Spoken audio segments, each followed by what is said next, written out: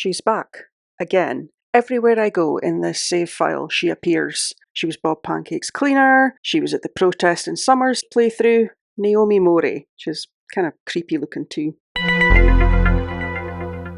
Hi there, welcome to my channel and welcome to part 2 of Strangeville Mystery with Cameron Fletcher. Last time Cameron moved to Strangerville and started investigating the Strangeville Mystery. As we start off our story this morning, Cameron is having some lovely pizza straight out the fridge, nice and cold, for breakfast. Nothing better than the taste of cold melted cheese. Cameron was thinking hard about all the strange things he'd encountered since arriving at Strangerville, and decided that maybe he should check out the curio shop he'd been hearing so much about. Part of his aspiration was to go there and purchase something, and he didn't see any harm in it. Before setting off to the curio shop, however, Cameron noticed that those strange plants he had found at the secret lab the night before were actually growing immediately outside of the trailer park his home was in. In fact, they seemed to be growing everywhere. Those glowing, pulsing, strange little plants. Something was definitely amiss. When Cameron approached the curio shop, he found that it was just a little stall being run by someone who kind of looked like Eliza Pancakes, and his name was Erwin Prize. Prize, or indeed prying, was something that Eliza Pancakes liked to do. And if Eliza was a man, she would probably call herself Erwin. Cameron thought that this might be another mystery he might have to investigate further. But in the meantime, he decided just to make a purchase and ask Erwin if he knew anything about what was going on in and around Strangerville.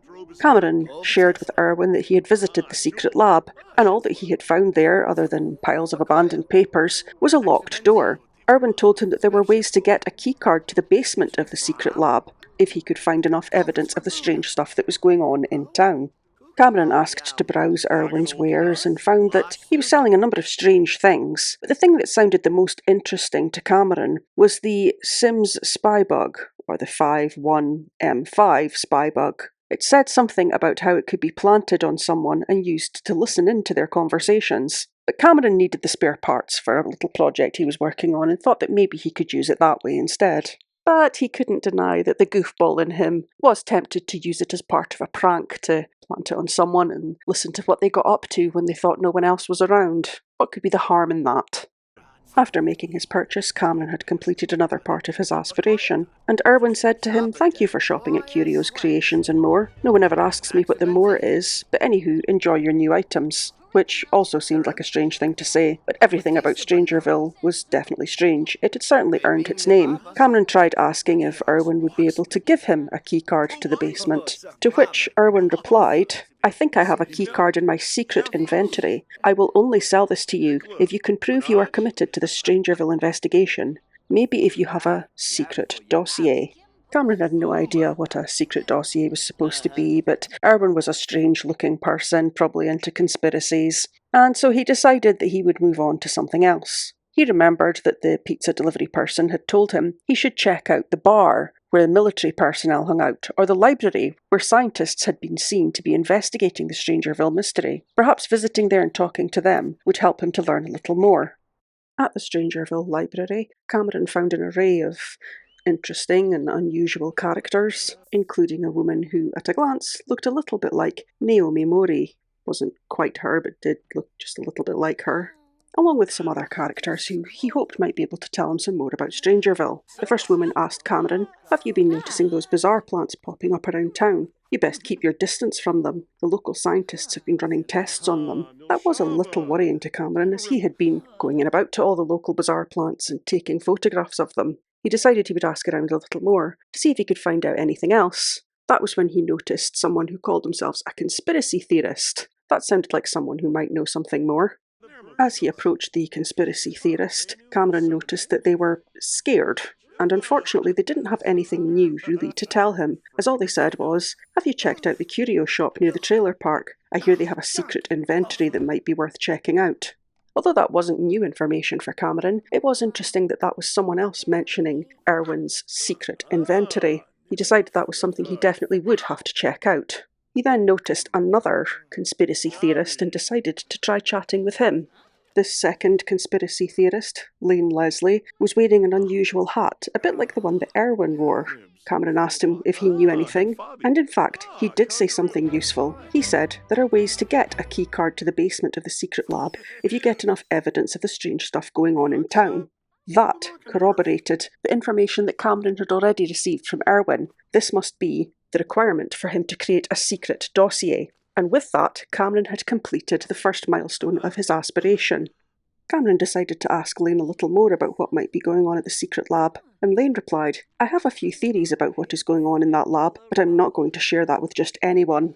Unfortunately, it seemed like Cameron's discussions with Lane had reached a dead end, and so he moved on to someone he noticed in a white coat. This, he reasoned, must be one of the scientists he had been told about, researching the bizarre plants and secret lab at the library. However, before going over to the scientist, Cameron made a point to use one of his Sims spy bugs, just in case he was able to overhear something interesting Lane might say in conversations with other people.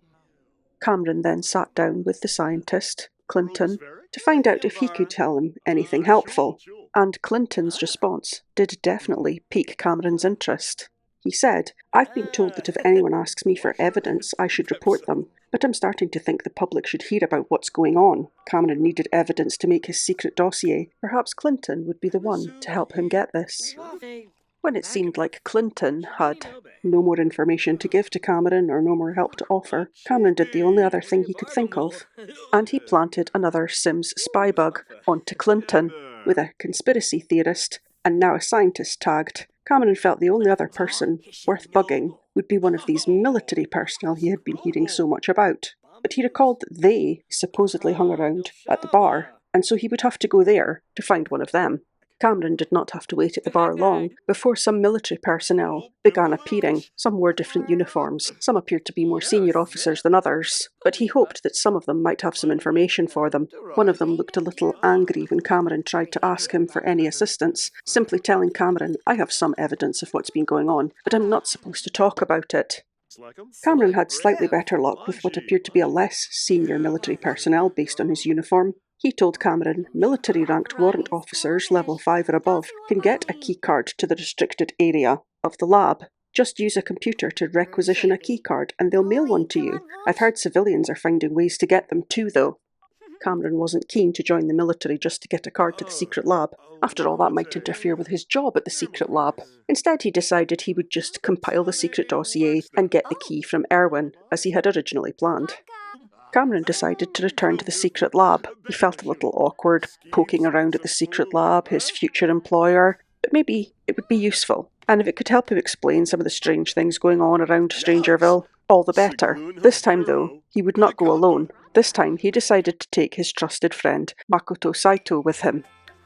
Back at the lab, Cameron put to work his computer programming skills, hacking some of the apparently abandoned PCs sitting there to see what else he could find out about what was going on in Strangerville. As he worked away, Cameron felt a little relieved to have Makoto nearby to keep watch out for him and to tell him a few jokes to keep his spirits up. After all, the lab was a little bit creepy. It was nice to have a friendly face around. In fact, Makoto hardly seemed bothered at all about the state of the secret lab. He seemed quite relaxed, which definitely helped Cameron to stay focused. Makoto was so relaxed that as Cameron continued hacking the computers at the secret lab in this odd remote location in this place called Strangerville, Makoto simply made himself a garden salad in the kitchen. Eventually, after taking photos of bizarre plants, hacking PCs, searching piles of paper and archive boxes, Cameron had collected 15 pieces of information, which was enough for him to compile the secret dossier, which he would then need to do in order to exchange it with Erwin for a keycard to the sealed door in the secret lab. Gathering together his findings, Cameron created the secret dossier, which left just the one step left of this stage of his aspiration, which was to return to Erwin and acquire the keycard. And with that done, we will end part 2 of Cameron's story today, and please tune in again next time to find out what happens as Cameron continues to solve the Strangeville Mystery. Thanks for watching. I've never seen this at GeekCon before, someone wearing just the llama head of the outfit with a wedding dress. Okay, Moira, nice choice. And I'm not sure what that is that she's wearing on her feet. Argyle socks and some kind of strange flat shoes and a digital watch on her wrist. Fantastic outfit combination.